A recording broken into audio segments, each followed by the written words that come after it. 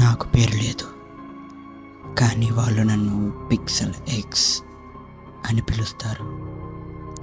నేను ఒక smart phone. నాకు వినూత్న మిషన్ ఉంది. నా యజమాని అర్జున్ జీవితాన్ని ఎప్పటికప్పుడు అందంగా తీర్చిదిద్దడం. అర్జున్ నన్ను దాదాపు 1 ఏడాది క్రితం కొన్నాడు. అప్పటిదాకా మా జీవితం సాఫీగానే సాగింది. కానీ ఆ రోజు రాత్రి అదే నన్ను శాశ్వతంగా మార్చేసింది. అది ఏప్రిల్ 4వ తేదీ. అర్జున్ ఒక పాత ఇంటికి షిఫ్ట్ అయ్యాడు. చెరువుల మధ్య అడవుల అంచున ఉన్న ఒక శతాబ్దం నాటి వాస్తు ఇల్లులో ఎప్పుడూ ఓ చీకటి ముసుగు. నాకు నెట్వర్క్ కనెక్షన్ రావడం లేదు. గూగుల్ అసిస్టెంట్కి ప్రాణం పోయినట్లు అనిపించింది. కానీ అసలు కథ ఆ రాత్రి మొదలయ్యింది. అర్జున్ నిద్రపోతున్నాడు. అర్ధరాత్రి 2:15. అయితే నేను వణికిపోయాను. నా స్క్రీన్ స్వయంగా ఆన్ అయింది. నాలో కెమెరా అటుగా పైకి వైపు చూస్తూ రికార్డ్ చేస్తుంది.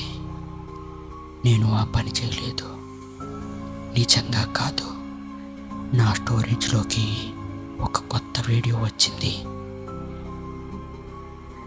స్లీపింగ్ _116.mp4 వీడియో 14 సెకండ్లు మాత్రమే.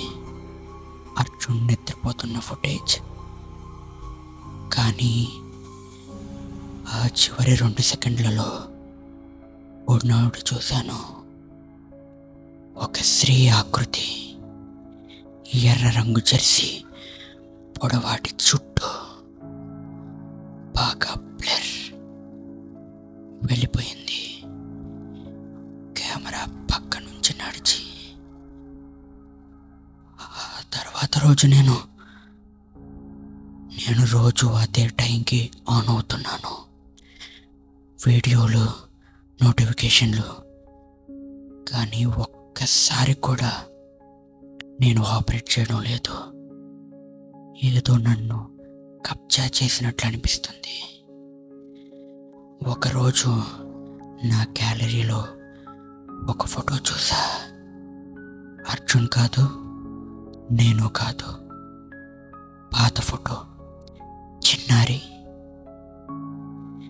ఆమె కనుచూపు నన్ను చూస్తుంది, నవ్వుతోంది. File name I live here .jpg. నేను స్వయంగా ఆ ఫైల్ డిలీట్ చేద్దామని చూశాను. కానీ స్క్రీన్ వెనక్కి వెళ్ళిపోయింది. యాక్సెస్ నాకు దొరకలేదు. మెమరీ మీద అధికారం నేను కోల్పోయాను. రాత్రి 3:30 ఒక వాయిస్ రికార్డింగ్ ప్లే అయింది. అది ఆ ఇంట్లో పాత జ్ఞాపకాలు నిద్రపోతున్నాయి. వేప చెట్టు కింద కళ్ళంతైన జ్ఞాపకాలు.